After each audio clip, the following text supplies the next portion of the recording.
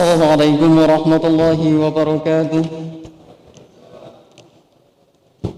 Alhamdulillahi rabbil alamin wa bihi nasta'inu ala umuri dunya waddin.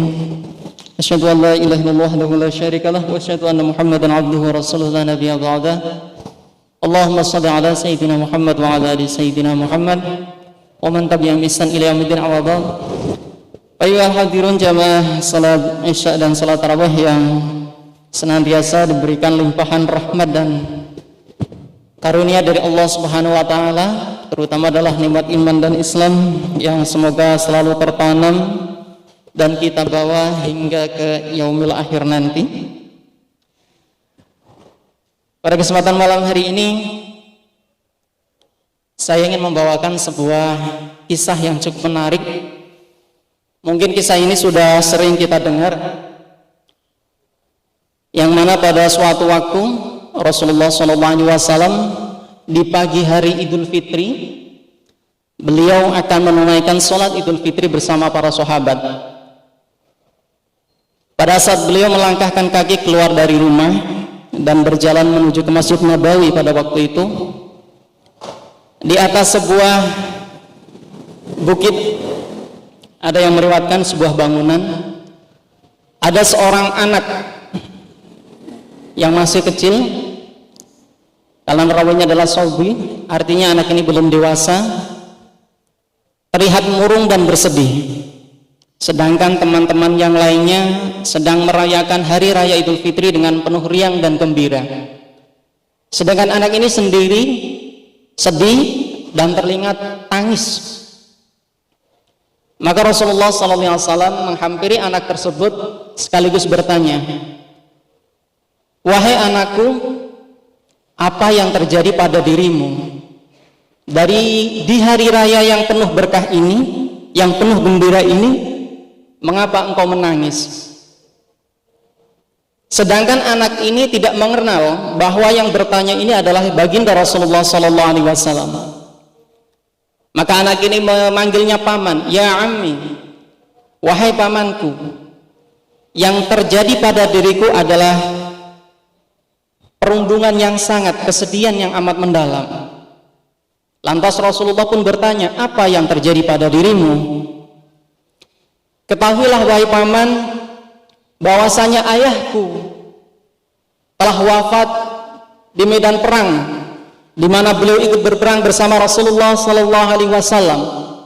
Sedangkan ibuku menikah lagi dengan orang lain, dan orang tersebut memakan harta peninggalan dari ayahku, sehingga beginilah keadaanku dalam keadaan melarat dan keadaan papa." Rasulullah SAW langsung menangis dan memeluk anak kecil ini. "Wahai anakku, mulai saat ini akulah bapakmu, dan Ali Fatimah adalah pamanmu, dan Hasan dan Husain adalah saudara-saudaramu." Maka singkat cerita, setelah melaksanakan sholat id, anak ini dibawa oleh Rasulullah ke rumahnya, diberikan makanan layak, diberikan pakaian yang layak, sehingga anak ini bisa berkumpul lagi, bertemu dengan teman-temannya, sekaligus membanggakan bahwa sekarang bajuku telah baru dan makanan-makanan yang aku makan sungguh teramat lezat. Bagaimana bisa demikian? Wahai kawan, teman-teman dari anak tersebut bertanya kepada anak tersebut, "Sesungguhnya Rasulullah memperlakukan aku demikian dan demikian, dan teman-temannya ini merasa iri.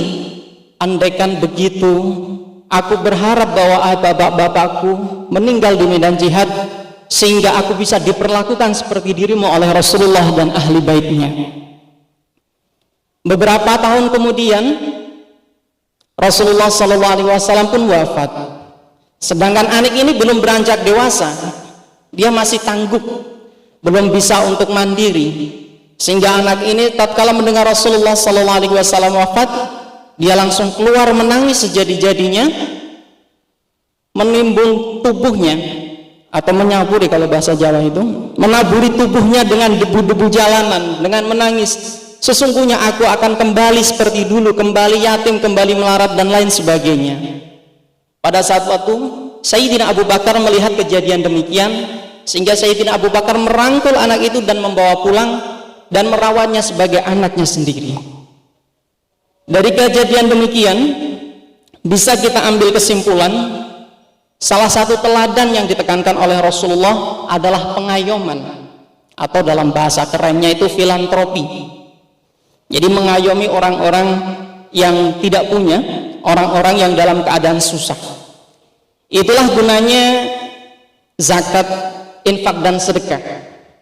Kalau zakat sudah jelas takarannya, bagi yang mampu adalah zakat mal, sedangkan bagi setiap jiwa adalah zakat fitrah. Sedekah dan infak ini tentunya dikembalikan kepada kemampuan masing-masing. Bahkan ditekankan bahwa kita memberikan infak yang terbaik, sedekah yang terbaik.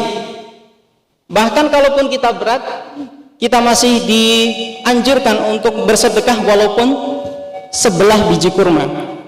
Dalam artian satu kurma dibelah jadi dua, itu pun bisa menjadi sedekah.